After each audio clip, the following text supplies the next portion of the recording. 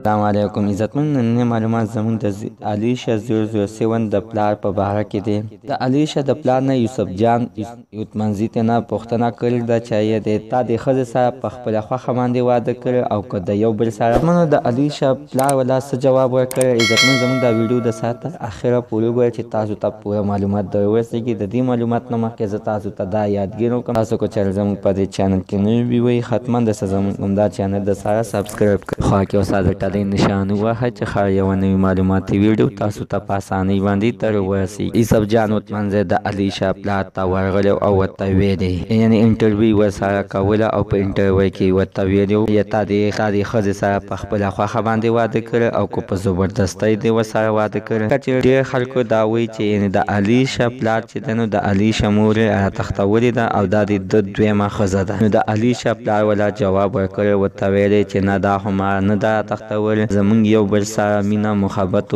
او واده مو بیا وکړو. زما دې سره شپږو میاشتو نه یا نه وه بیا مې ورسره واده وکړو. نو یوسف جان یوتمنځي ورته ویلې ستا لومبنۍ ښځه یعنې تا خپله وژلې ده او که په خپله باندې مړه شوې ده او که څه د بیمارۍ د وجې نه مړه شوې ده. د علیشه پلار ولا جواب ورکړو د چا پېښوري ورته جواب ورکړو چې نه هغه د بار بچ بیماره وه. بار بچ کېدل نه یوه میاشت مخکې په دې باندې جټکه راغله او ما هسپتال ته بوتله. ټکې مې بوتله چې داخلوله مې داسې یو شی چې مې داخلولو نو په هغه دوران کې دې باندې ډېره زیاته سخته وه. ما ډاکټرانو ته ویلې چې دا تاسو زه ته داخله کوئ او چې څومره پیسې غواړئ دا به زه جمع کړم څه خبره نشته دی. ډاکټرانو ویلې نه چې موږ ته د هسپتال د انتظامي د طرفه چې اډر نه شوي نو موږ دا نه شو داخلولی. که دوران کې د علیشه خپلې مور چې کومه یوه وه نو هغه بیا په دغه دوران کې یعنې ساه ورکړه او د دې دنیا نه فاني لاړله.